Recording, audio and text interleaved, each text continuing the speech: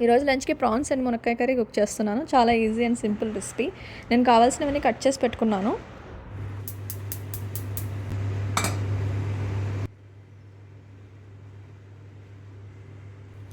First onions fry చేసుకుంటున్నాను.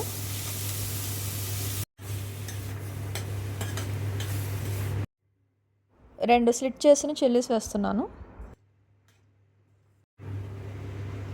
కొంచెం salt onions మగ్గడానికి. Next అల్లం వెల్లుల్లి పేస్ట్ వేస్తున్నాను. ఆనియన్స్ మగ్గాక ములక్కాయలు వేస్తున్నాను. మూత పెట్టుకుని 2 minutes లో ఫ్లేమ్లో మగ్గించుకుందాం. ఆనియన్స్ మునక్కాయ మగ్గాక ప్రాన్స్ వేసుకోవాలి. ప్రాన్స్ వేసాక పసుపు వేసి మిక్స్ చేశాక 2 minutes మగ్గించుకోవాలి. ఇప్పుడు కొంచెం కారం, ఇప్పుడు ఇంకా వాటర్ యాడ్ చేసి మిక్స్ చేసి మూత పెట్టేసి ఒక 20 minutes మీడియం ఫ్లేమ్లో కుక్ చేస్తే కర్రీ అయిపోతుంది. నేను ఇక్కడ కొంచెం గరం మసాలా వేసాను. ఒక 5-10 minutes తర్వాత ఉప్పు కారాలు చూసుకుని చెక్ చేసుకోండి.